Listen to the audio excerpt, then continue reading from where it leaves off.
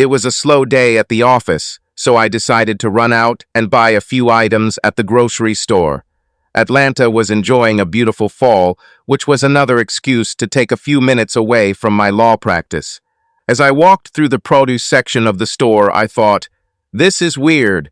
What is Jim Davenport doing here on a weekday? I rolled my cart towards him. Hi, Jim. What a surprise to see you in the supermarket on a weekday, I called out joyfully. He smiled when he recognized me. Oh, hi, Miss Sarah. Apparently you didn't hear. I was fired from my job. Oh no, that's terrible, Jim, I exclaimed. I'm so sorry to hear that. I was shocked. Jim was a middle manager in his company and seemed up for promotion. I would never have thought that he would be fired. He smiled again. Actually, this might be good for me. My company needed to cut costs, and apparently I was one of those deemed redundant. But the good news is that they have decided to offer us a continuation of the salary payment, which will last until 55 years old, the age of early retirement. So you don't plan to look for another job? I asked. He thought for a few moments. I spent my entire adult life working to climb the corporate ladder. But now that I'm out of work, I find that I don't miss all that pressure, deadlines, conference calls, and corporate bureaucracy. My wife and I will, of course, be forced to cut our expenses, and Peggy is not very happy about that, he admitted. But if we are careful, everything will be fine. And now that I'm not in this rat race, maybe I can even start enjoying life. I've always wanted to go on a Mediterranean cruise, but I've never found the opportunity to take that much time off. It looks like you had no problem switching to the new regime, I said with a smile. The only real downside I have is that I have so much free time, he laughed. Now that I'm not working 50 to 60 hours a week, I'll have to develop some kind of hobby. I smiled at him. Well, I'm sure your wife is glad you're spending more time at home. If you ask Peggy, you might get a different answer, he chuckled. She doesn't know what to do with me when I'm at home all the time. She says I'm always in the way, that's why I do the shopping. I patted his hand. Well, I'm sure you'll find something to keep yourself busy, but I must admit, this is a pleasant problem. He agreed, and we went our separate ways. I have known him since we both served on the board of a local charity here in Atlanta. Many people use board membership as a way to enhance their resume, but Jim was a true doer who was actively involved in the agency. He even agreed to serve as treasurer for a couple of years, a responsible but thankless task. I had a pretty high opinion of him. I never met his wife Peggy, but I thought that if Jim married her, she must have a lot of qualities. Either way, I hoped they could take advantage of this new opportunity and enjoy life. Retirement can be a wonderful new chapter in a couple's life, but the transition isn't always easy. Of course, I did not know this from my own experience since I was still actively practicing family law, and Marcus got sick long before he reached retirement age, but enough of that. Now is not the time to indulge in self-pity. I have a business. When I returned to my office in the Virginia Highland area of Atlanta, Marcy was waiting for me. Marcella Jackson is my legal assistant. Like me, she graduated from Agnes Scott College. I like to hire helpers from my alma mater. It's one way to give back to the school that has given me so much. But Marcy is different from her previous assistants. Right after graduating, she joined the army and served in Afghanistan. I was skeptical about the suitability of the experience, and she was equally skeptical about working for me. But after a short time, a strong connection was established between us. I began to rely on Marcy unconditionally, and she proved so responsible and attentive that it was hard to imagine not having her there for me. Interestingly, the very aspect of her experience that confused me, her military background, turned out to be a source of strength. She often surprised me with the way she applied her military experience to situations that seemed to have nothing to do with it, but her perspective often shed new light on the problem. Overall, it was a very successful collaboration. When I walked in the back door with my groceries, Marcy greeted me. "You have a client, Miss Sarah, and she looks very upset." "Did I forget about the meeting?" I asked. I don't remember anyone being on the calendar, otherwise I wouldn't have gone to the store. No, she reassured me. She came without an appointment. I thought. You never know what to expect from those who come without an appointment, but I think it's worth accepting. Well, honey, I said to Marcy, let's see what this lady wants. We walked into the reception area together. Waiting for us was a woman who, in my opinion, was about 40, not beautiful, but what they used to call prominent. She was dressed well and had recently gotten her hair done, but her face looked like she was under a lot of stress. She held her purse in one hand. In the other, there was a sheet of paper, folded and crumpled. I introduced ourselves. How can we help you, Mrs.? I'm Mrs. Harriet Sheridan, the woman replied, and I think I need a lawyer. Please come into my office and let's discuss this, I suggested. After everyone was comfortable and she had a glass of sweet tea to drink, I asked, why do you feel like you need a lawyer, Mrs. Sheridan? Because of this, Miss Sarah, she said, handing me the folded sheet as if it were something disgusting and disgusting. I unfolded the paper and saw that it was an email sent a few days ago. It said, Walter and I had an affair. He loves me and will leave your marriage soon. The sooner you accept this, the sooner you can move on with your life. Walter's true love. I believe Walter Sheridan is your husband, I asked, returning the letter to her. When she nodded, I continued, and what did Mr. Sheridan say about that? He denied everything, she cried. He said he was not having an affair and there was no other woman in his life. But if she is not there, who sent this letter and why? And if he's lying, I need to protect myself. Oh, Miss Sarah, what should I do? I saw that she was very shocked and tried to calm her down. Mrs. Sheridan, do you have any other evidence, any other reason to believe that the sender of this letter is telling the truth? No, she admitted through tears, but I also cannot say with certainty that Walter could not have had an affair. I just do not know. She covered her face with her hands. How long are you married? I asked her. 25 years, she replied. Have you had problems like this before, Mrs. Sheridan? She shook her head sharply in denial. Not at all. Walter has always been good to me, and before this I would have said that we had a strong marriage. He has his flaws, but who doesn't? I reached out to squeeze her hand. Mrs. Sheridan, may I please ask you the most important question? Do you still love your husband? Do you want to stay married to him? Her head shot up. Oh yes, Miss Sarah, I love him. He's a good person. I don't want to lose him. I squeezed her hand, trying to calm her down. Then my advice is to take your husband at his word and ignore this letter. Obviously, someone is trying to interfere in your marriage, whether as a joke or for some other reason that we don't know about. Naturally, you're upset, but remember that anyone can send an anonymous letter. Let's wait and see if anything else happens. If that happens, come back and we'll see what we can do. She took a deep breath. Okay, Miss Sarah, if you think it's right. After she left, Marcy returned to my office. What a terrible thing to do to send such a message. Why would anyone do that, Miss Sarah? That's a good question, Marcy, I replied. From the tone of the letter, this does not appear to be a joke, but rather a deliberate act to sow discord.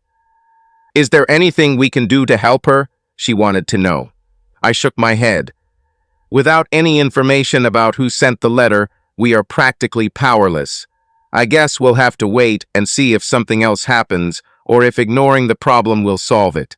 I don't like it at all, but realistically we can't do more right now. I don't think either of us were very happy when we left the office that day. Sometimes it feels like you really helped the client, other times you feel helpless. Over the next few days, the weather became even warmer.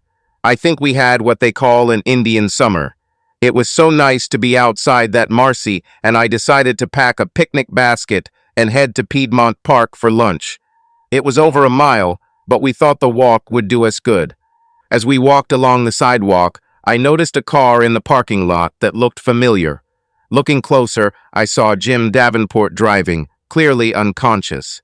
Marcy and I hurried towards him, and I knocked sharply on the window. Jim's eyes opened, and he looked around sleepily. Finally recognizing me, he rolled down the window. "Jim, are you okay? Help is needed?" I asked excitedly. His face turned red with embarrassment. "No, it's okay, Miss Sarah. I must have dozed off," he said quickly. I wasn't so sure. "You better come with us. We're heading to the park. Come with us and have something to eat." Men are always reluctant to show signs of weakness, but Marcy and I wouldn't take no for an answer, and he reluctantly agreed to come with us. After we laid out the blanket under the tree and treated him to lemonade and a sandwich, I turned to Jim. "What did you do there?" He blushed again, and after finishing his piece of chicken salad, he answered, "I was playing detective, Miss Sarah." Needless to say, this piqued our curiosity, and we demanded a full explanation. The gist of his story was that 3 weeks ago Jim was drinking beer with his best friend Jerry Hamilton. When Jim complained about not having enough to do in retirement, Jerry asked him for help. He thought Mandy, his wife, was cheating on him, Jim explained. But he didn't have proof, so he asked if I would be willing to follow her for a while. She works in the building opposite where you found me and usually comes out for lunch once or twice a week. Jerry thought she was meeting her lover for lunch, so I've been watching her for the last 2 weeks to see where she's going. I frowned, but Marcy was intrigued. "What did you find out?" she asked curiously. Jim laughed. "I found out that I'm not a very good detective. The first time I tried this, I saw Mandy leaving the office, but by the time I started the car, I had already lost sight of her. I drove all around, but still didn't see her car. Next time I took a thermos of coffee with me. By midday, I was desperate to use the toilet. When I finally returned to my car, she had already left. I haven't had any coffee this week, but the warm sun must have lulled me to sleep. Her car disappeared when you woke me up." He shook his head. "This detective work is harder than it looks," he concluded ironically. Marcy laughed. "I bet your friend Jerry wasn't impressed with your efforts." "Oh no," Jim said. "Jerry thanked me for trying and practically begged me to continue. He said he couldn't afford to hire a private detective, so he really hopes that I will find out what his wife is doing." Marcy seemed very interested in Jim's story, but I wasn't thrilled. "What does your wife think about your antics?" I asked demandingly. "Peggy doesn't know anything," Jim answered quickly. "Jerry asked me not to tell her anything. He doesn't want to risk word getting back to Mandy." I shook my head and looked to Marcy for moral support, but she seemed lost in thought. "Jim," I said sternly, "you need to stop this nonsense. You're not a detective and you don't have a license. What you are doing is stalking this poor woman. I'm not sure if you're breaking the law, but you're probably pretty close." "But I can't stop now," Jim objected. "Jerry found out that she will have a lunch meeting again this Friday. He made me promise that I would see where she went." Before I could respond, Marcy interjected. "I have an idea, Miss Sarah. Let me do it. When I was in Afghanistan, I served in an intelligence unit in a non-combat role and learned a lot from these guys. I would really like to try my hand at this." "What is an intelligence unit?" asked Jim. "Reconnaissance, surveillance, and target acquisition," Marcy answered quickly. We discussed this while finishing our lunch. I was very reluctant, but it was clear that if Marcy didn't go, Jim would. So finally, against my better judgment, I decided that it would be better for Marcy to take over the case than for Jim. At least that's what I hoped. Jim made her promise that she would give him a full report on Friday afternoon. "I'll go to the movies and then stop by your office to see what you found out. I don't want to break my promise to Jerry," he said. As we walked back to the office after leaving Jim at his car, I couldn't help but ask Marcy why she volunteered to do this. "Why the sudden interest in surveillance? You've never expressed interest in detective work before," I said. "Miss Sarah," she replied, "I have a suspicion." As I listened to Jim, I began to remember some of the things I had read about military tactics, and it reminded me of Operation Fortune. "I would really like to check whether I am right or wrong," she replied. "Operation Fortuit," I asked. I've never heard of her. And what does this have to do with watching Jerry's wife? Marcy looked at me warily. I may be wrong, Miss Sarah, so I don't want to say anything yet. Let's wait until Friday to see, are you right? After that, I couldn't get anything more out of her, so after making her promise not to do anything stupid, I reluctantly agreed. I believed in Marcy's common sense, but I really doubted her little mission. Nothing good will come of this, I worried. The next day, I was working at my desk when I heard the front door open. I looked up curiously, since we had no appointments, and saw Marcy escorting Harriet Sheridan. I only had to look at her face, streaked with tears, to understand that our experiment of ignoring the problem had not worked. We quickly sat her down on the couch and Marcy was brought a box of tissues. "What happened, Harriet?" I asked with alarm. "Oh, Miss Sarah, that was terrible. I tried to ignore that terrible letter as you advised, and everything seemed normal until yesterday. And then I got another one," she said. "Was it similar to the previous one?" asked Marcy. "Oh no, it was much worse. It contained details about Walter's body that only a mistress could know. There was no doubt there," said Harriet. I took her hand. "I believe you have encountered Walter. What did he say when you showed him the letter?" "He confessed, Miss Sarah.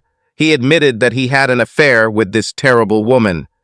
Her tears began to flow more intensely, and she reached for another tissue. "He swore to me that he tried to stop it, but she wouldn't leave him alone. She kept calling and trying to persuade him to leave me. I think when he refused, she started putting pressure on me."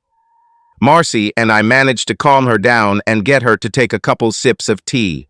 As soon as we succeeded, I looked her straight in the eyes. "Harriet, I have two very important questions to ask you, and I ask you to think about them seriously before you answer.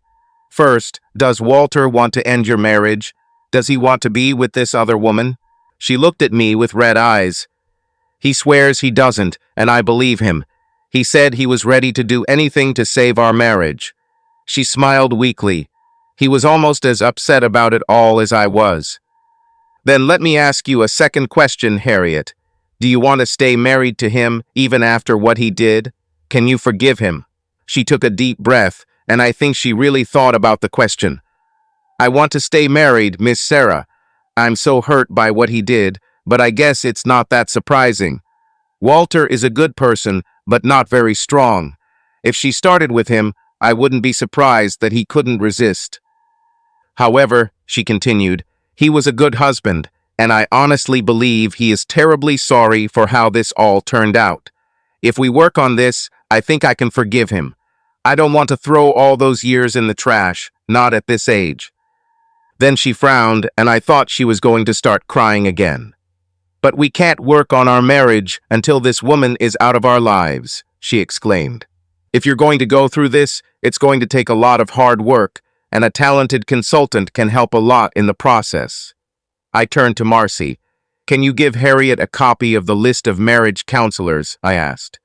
Then, turning back to Harriet, she said, "If you don't have someone you know, some of my clients have had success with the consultants on this list." "Thank you," she said, taking the list from Marcy. "But what about that other woman?" "Walter told you who she is?" I asked. "Yes," she replied, "but I don't know her." She took out a note from her purse. Walter wrote down her name, address, and telephone numbers.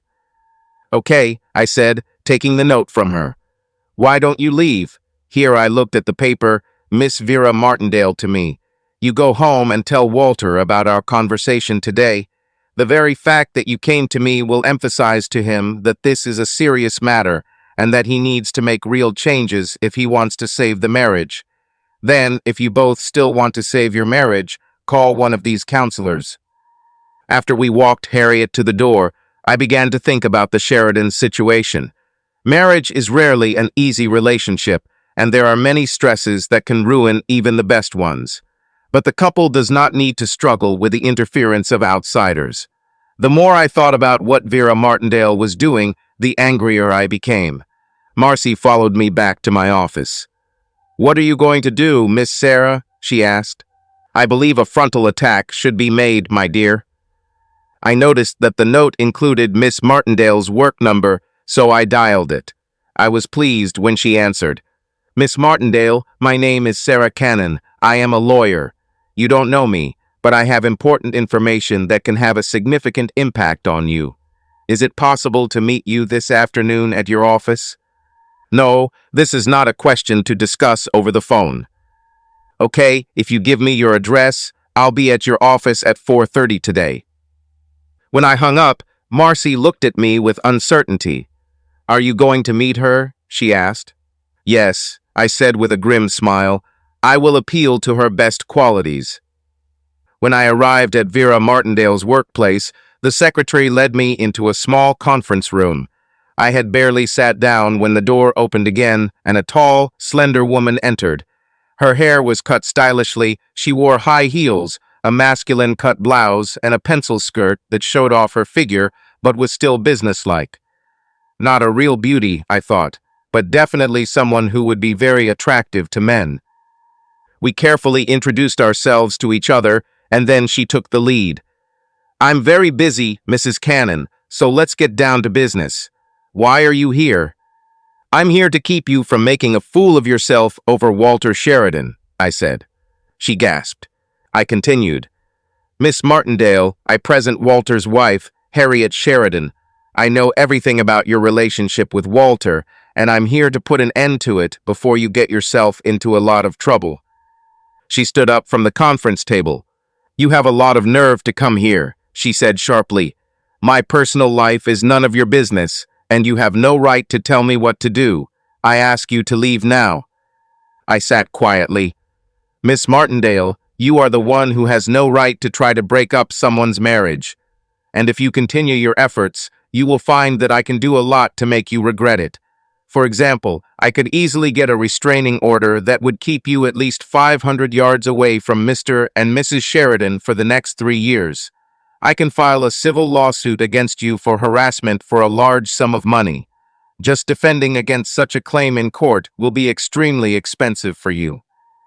Furthermore, I may file a criminal complaint against you for stalking, which will lead to a police investigation. I don't think this will be very good for your career. And speaking of your career, I can notify your company management that you were using the corporate network for personal purposes to send threatening emails. I'm guessing it might cost you your job, but even if it doesn't, your private affairs will be public in the office.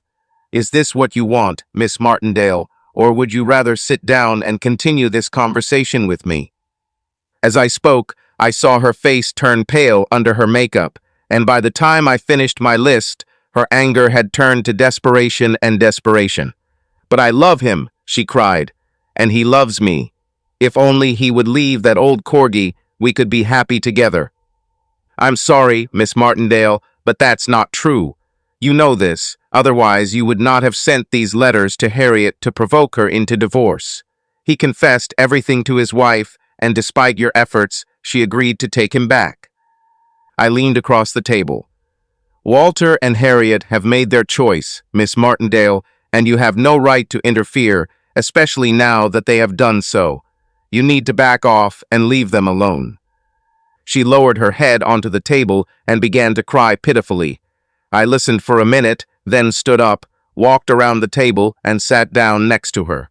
I know what it's like to lose someone you love, Vera, I said quietly. But sometimes things don't work out the way you want. When this happens, all you can do is accept it and move on. You are a young and attractive woman.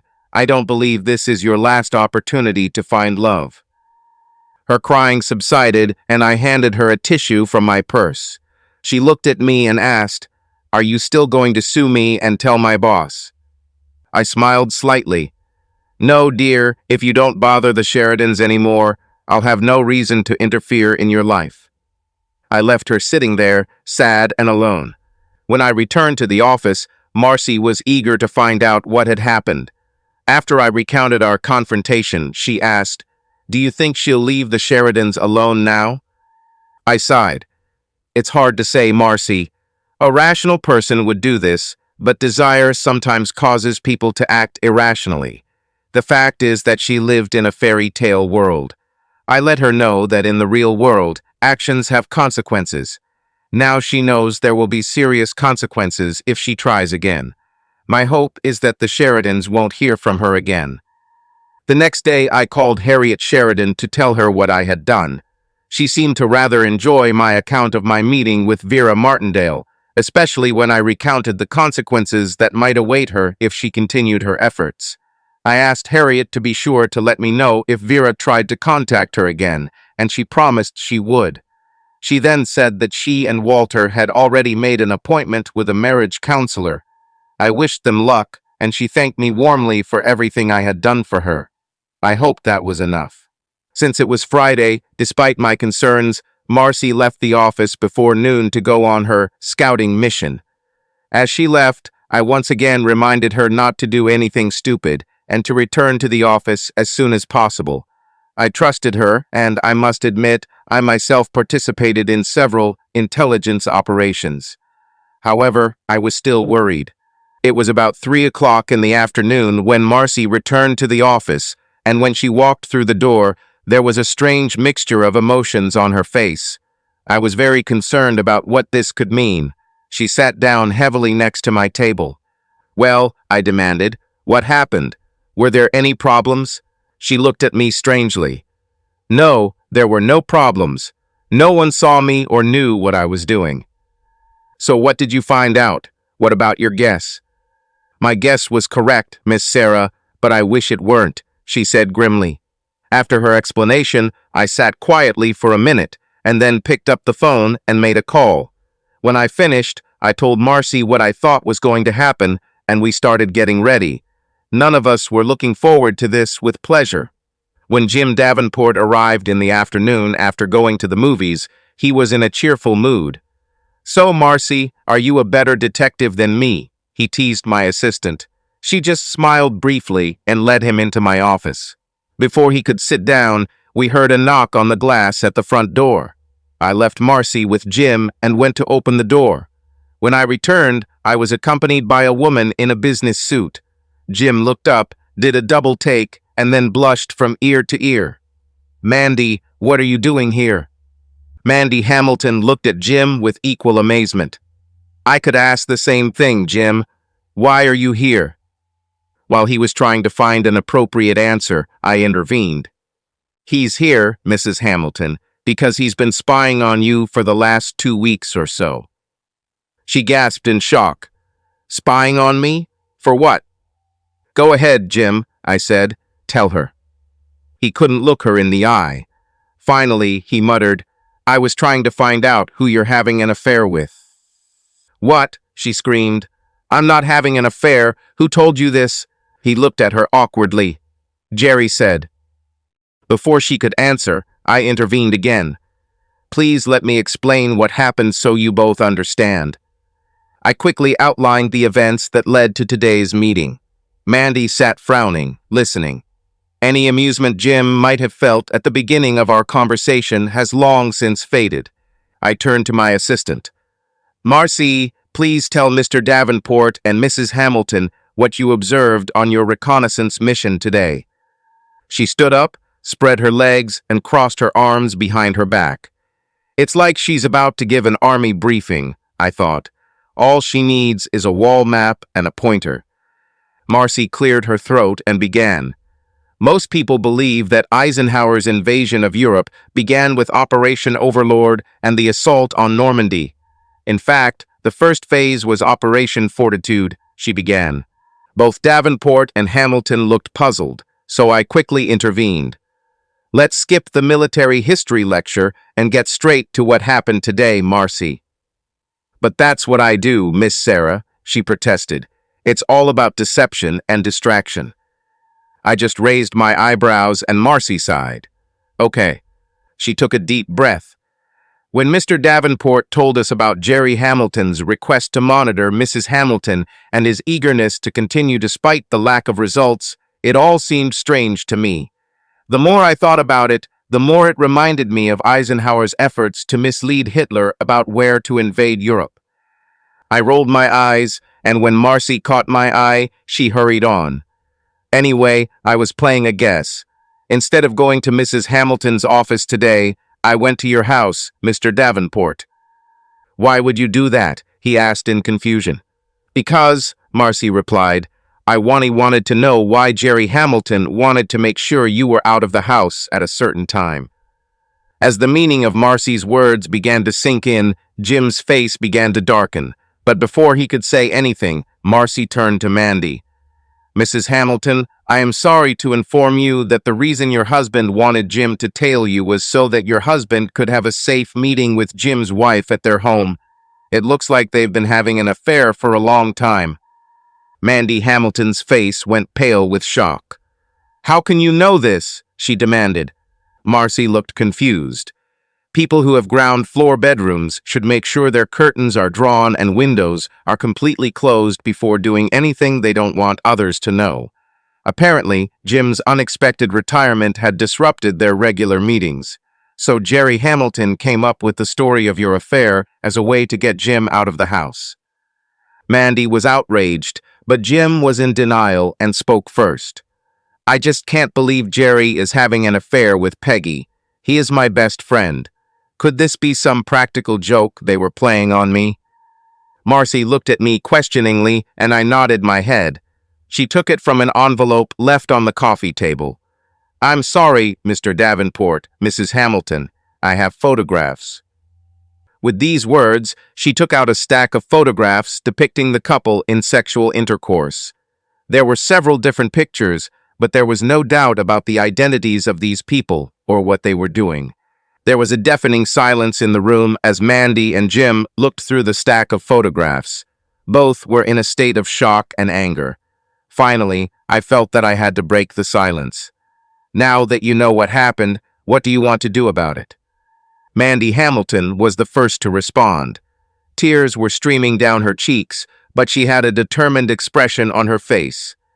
Miss Sarah, I will be filing for divorce from my cheating husband as soon as possible.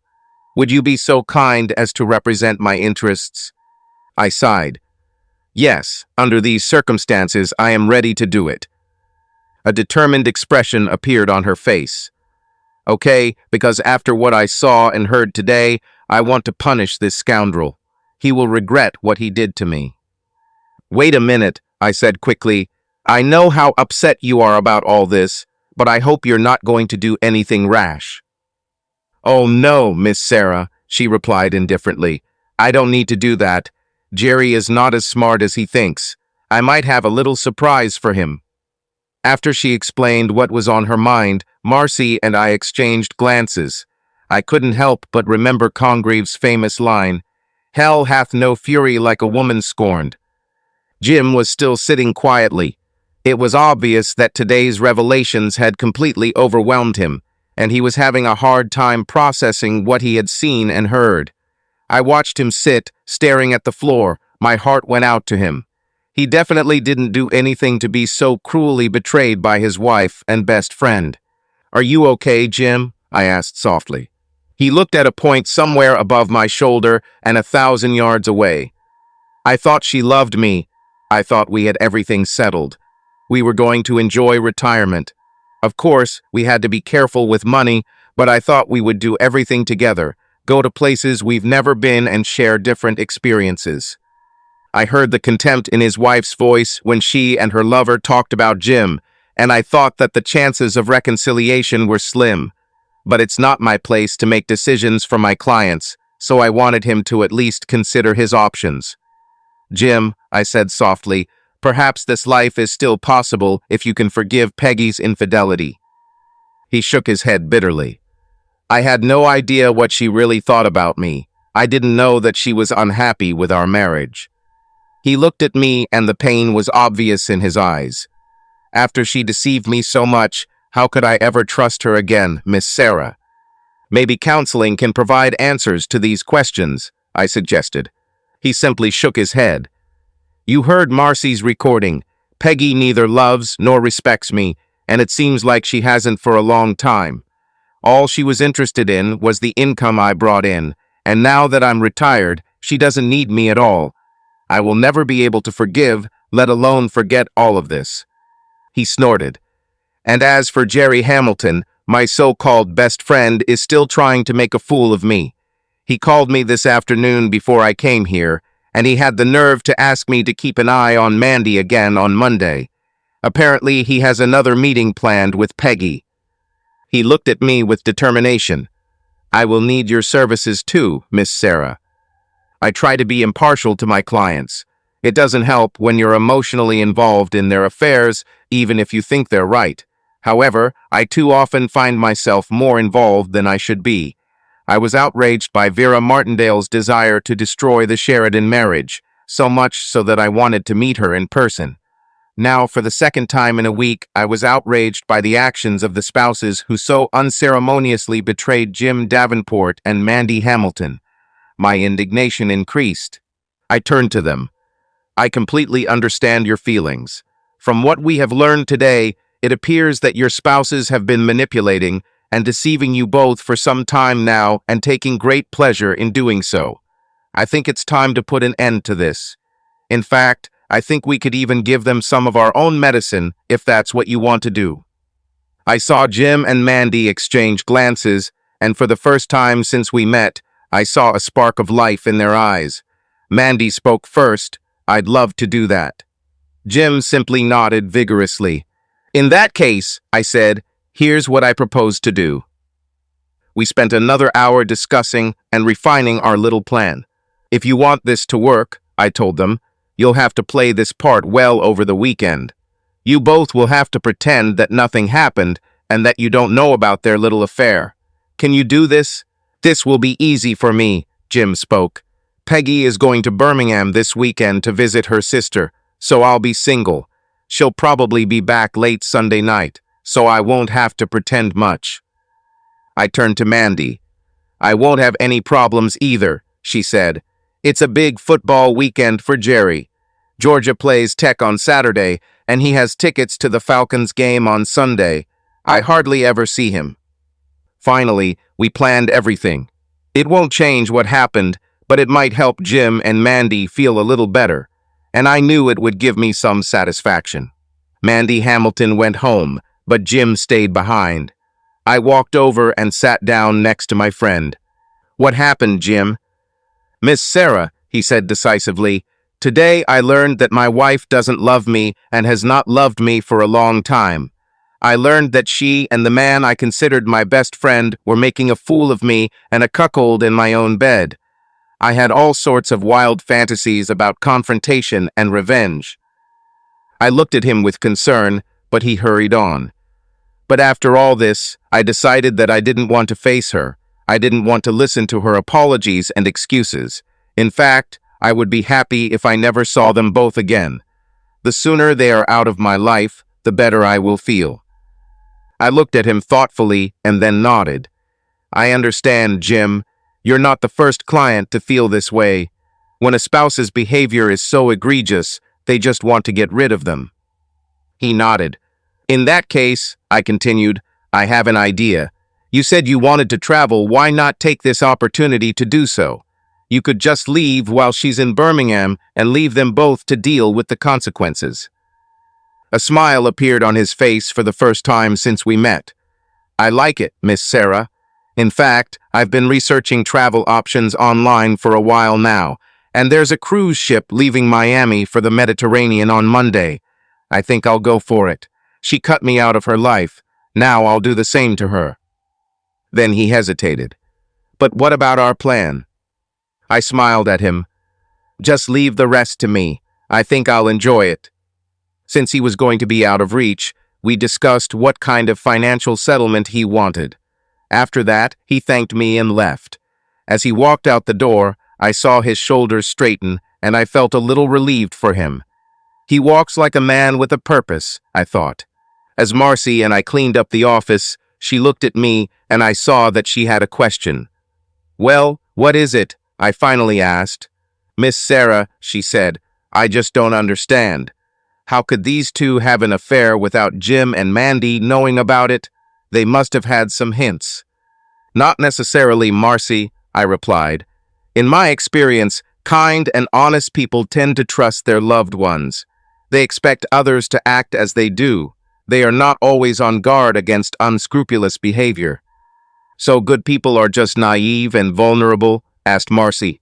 Dishonest people can definitely take advantage of them, I admitted, but I've found that they are at a disadvantage too. Because they cheat and lie, they assume that everyone else will do the same and may be just as surprised. Take Vera Martindale. She thought that Harriet Sheridan would divorce Walter after learning about his infidelity. She did not count on Harriet's willingness to forgive her husband. She expected her to throw it away, and her plans were thwarted when Harriet did not do so. Or take our two cheating spouses. I believe our little plan on Monday will work because they think everyone else is just like them. This makes them vulnerable. We finished getting everything ready for Monday, but before we left, Marcy turned to me with a big smile on her face. I guess you've read a little about military strategy too, Miss Sarah. What do you mean, Marcy? She smiled. After hearing what you have planned for Monday, I think you could take a chapter from Operation Desert Storm. This time I understood her reference. We'll just have to see if our little two-pronged attack will be as successful as General Schwarzkopf's, I said with a wink. After a busy but relaxing weekend, Marcy and I arrived at work early on Monday. I had some documents that needed to be filed in court first, but after filing them, we were nervously killing time until Jim Davenport arrived around 11 o'clock. He brought some sandwiches with him, and we all ate them, but were too excited to eat much. Marcy left at noon. Jim and I stayed in the office. Finally, I looked at the clock, which showed 12:30.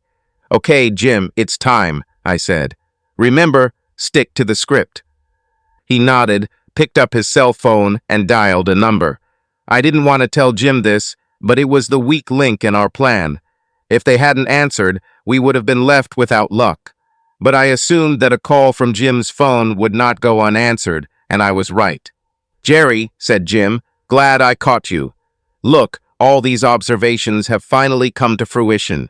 You were right. Mandy really is having an affair.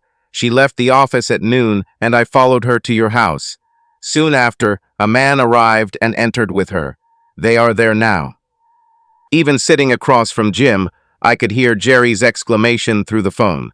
I'm sure, Jerry, Jim confirmed. She greeted him at the door with a big hug and kiss. They are there now. If you hurry, you can catch them together. This time I clearly heard Jerry shout, "Bastard," and then hung up. I got up. I have to go, Jim. Once you make another call, please close the office when you leave. He stood up too, and I leaned across the coffee table to hug him. I hope this turns out to be right for you, I said. Remember, things will get better. Thank you for everything, Miss Sarah, he said, and surprised me by hugging me. Then I headed to my car. As I drove, I thought about Jim. I hope he enjoyed his cruise. This was something he had wanted to do for a long time, and it was hoped that the experience would not only create some distance between him and his marriage, but also provide him with some pleasant entertainment. At the same time, I knew that he had always planned this cruise with Peggy. Now he travels alone. I felt that he had difficult times ahead. My GPS worked well this time, so my trip took exactly as long as I planned. I parked the car in the driveway and confidently walked up to the front door, knocking sharply twice. She heard a commotion inside, and then the door swung open, revealing an attractive woman in her late 40s clutching her robe to herself. Her hair was disheveled and her makeup was smudged. I expected this. What's going on, Jerry? Is everything okay? Then she stopped, realizing that her visitor was not who she expected. Who are you? What do you need? Good afternoon, Mrs. Davenport. My name is Sarah Cannon, I answered calmly. Can I come in? One of the pleasant advantages of old age is the opportunity to do things that young people cannot afford. Peggy Davenport hesitated, but opened the door wider and stepped back. I quickly walked into her living room. We can talk here, I said. Confused, she sat down opposite me and pulled her robe tighter around her. Do I know you? She asked in confusion. No, Mrs. Davenport, but I know you, and you don't have to worry about Jerry Hamilton. I doubt your lover will return here today. She gasped, but tried to leave. I don't know what you're talking about, she said sharply. I think you'd better leave." I smiled weakly. "Oh, I'll go, Mrs. Davenport, but first I have something for you." I handed her a stack of papers. "What is this?" she asked, looking at the papers with a blank look. Then, some words apparently caught her attention because she began to look at the top sheet more closely. "This is a divorce petition." "That's right, Mrs. Davenport. Jim Davenport filed for divorce. I am his lawyer, and you are now officially notified." "This is absurd," she said sharply. "He has no reason to want a divorce." "Apparently, you didn't look at the entire stack of papers I gave you," I said calmly. She began to impatiently flip through the pages of the petition when she suddenly realized that the last few sheets contained images rather than text. Then she gasped again when she saw the photos Marcy took of Jerry and her in flagrante delicto.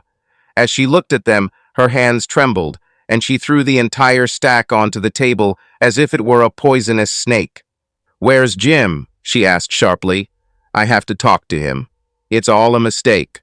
I have to explain to him what happened." "I'm afraid that's impossible," I said calmly. "Jim went on a month-long cruise today, and he doesn't want to see or talk to you about it. From now on, any information you want to convey to him, you must convey through me. You will find my phone number at the end of the petition." "It's not fair," she said sharply. "I have the right to talk to my own husband. He must listen to me. I am afraid that when you and Jerry Hamilton conspired to betray him so contemptuously, you forfeited any such right. You no longer have or deserve his attention or affection." I saw her thoughts racing in different directions, and she suddenly came back to something I said earlier. "Wait a minute, where's Jerry? Why won't he come? What did you do with him?" "You don't need to rely on Mr. Hamilton for help," I said. "He has his own problems. He is now being notified of a similar petition for divorce from Mrs. Hamilton as we speak." She just looked at me with her mouth open. "My business is almost finished, Mrs. Davenport, but before I go, I have a little advice for you. I know how much you strive for a luxurious lifestyle, but I'm afraid you will have to learn to live in reduced conditions. The financial settlement your husband is offering is fair, but it won't leave you rich. You should consult your own attorney, but I strongly recommend accepting Jim's offer. The petition I have presented to you is based on irreconcilable differences. If you choose to play games, we can easily change the basis to adultery, in which case the photographs you saw and the recording of your conversation with Mr. Hamilton will become part of the public record. I don't think you want this, Mrs. Davenport." She was about to say something when the phone started ringing. She turned to answer, but apparently changed her mind. Turning to me, she asked, "Are you sure this is your daughter calling to demand an explanation? Jim has already told her about this whole nasty business." She gasped again and then fell onto the couch, tears streaming from her eyes. I got up. "That concludes my business with you today, Mrs. Davenport. I'll go out by myself." I walked to the door and grabbed the handle, then turned towards her. "One more thing, Mrs. Davenport, I would take care of your robe and sofa. The evidence of your infidelity leaves stains today." She jumped up and turned around to see wet stains on the couch cushion. I heard her howl as I walked out the door and wondered if she was crying because of the stain on the couch or because of her reputation. When I returned to the office, Marcy was waiting. I recounted my visit to Mrs. Davenport, and I'm ashamed to admit that we both took an unhealthy amount of pleasure from her confusion. Then I demanded that Marcy tell her half of the story. She was happy to do it. I got to Davenport's house right after Mandy. She let me in, and I found a seat in the dining room. We had to wait for a while, but then we heard Jerry's car drive up and stop abruptly. She giggled. He ran to the front door and was so upset that he couldn't get the key in the lock. When he finally opened the door, Mandy was standing there, waiting. Jerry's face turned bright red and then suddenly turned pale when he saw Mandy's father sitting there. Her father stood up and gave the man a reprimand that would have made my old sergeant proud. "You should have seen it, Miss Sarah." Mandy went to stand next to her father and then turned to Jerry. "You think you're so smart. having an affair with Peggy Davenport," she told him. "But you don't know everything. You think you got your job and title because you're such a hotshot. Well, you're wrong. The reason you were hired is because my father owns the company. He got you a job after our marriage, and now that we are getting divorced, he will arrange for your dismissal." Then Mandy gave me a sign, and I walked into the living room. Jerry was stunned. He had never seen me before and did not know who I was or why I was here. So I just walked up to him and handed him the envelope with his copy of the divorce petition. When he tore open the envelope, the first thing he saw were the photographs I had taken of him and Mrs. Davenport. When he saw Miss Sarah, his shoulders sank like a flat tire, and he just turned and walked out of the house. Marcy smiled again. "It was perfect, Miss Sarah." He was a defeated man. Then her smile disappeared. But after he left, Mrs. Hamilton began to cry bitterly, and her father simply hugged her. They were both very upset, so I quietly left and returned here. She looked at me thoughtfully. "I think it's a lot like war, Miss Sarah. Regardless of whether you win or lose, both sides suffer losses." After all the excitement of the two confrontations, the conclusion of the case was a bit of an anticlimax. The surprise of being caught cheating, coupled with the shock of losing his job and marriage, knocked the wind out of Jerry Hamilton. He did not contest the divorce or the proposed financial settlement. The division of Jerry and Mandy's property required putting their home on the market, but in a bad economy they received little more than what was left on the mortgage. Peggy ended up in an apartment, but at least without debt and with a job. Jerry was out of luck. Losing his job in the midst of an economic downturn was a bigger blow than losing his marriage. After unsuccessfully searching for work locally, he finally left Atlanta to seek work elsewhere. Mandy hasn't heard from him since then. For some reason, Peggy Davenport lost all interest in Jerry after learning that he had lost his job. Instead, she contacted me repeatedly, trying to arrange a meeting with Jim to reconcile. But he categorically refused to have any contact with her, and in the end she had to accept the inevitable. We have left the grounds for divorce as incompatible differences. There were some negotiations about dividing the property, but Jim ultimately offered her a house in lieu of alimony and other concessions. He told me he didn't mind giving the house away because he could never imagine himself living there again.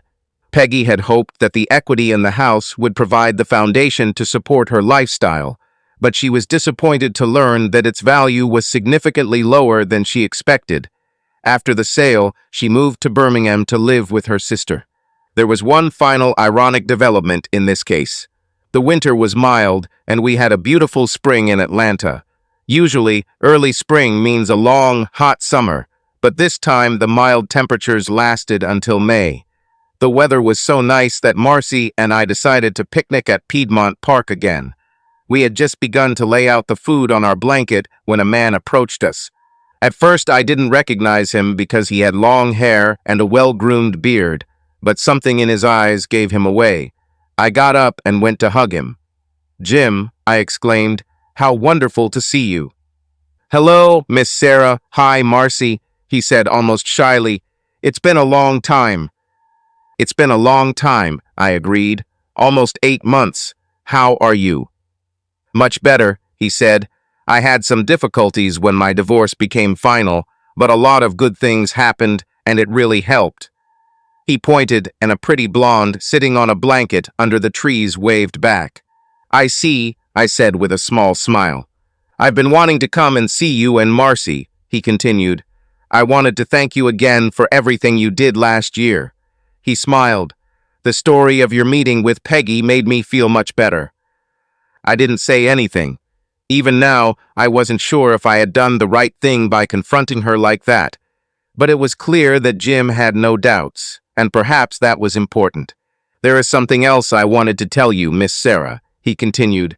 "I recently received news from my old company. It appears that the reason they fired some of us was to make the company more attractive to a corporate buyer.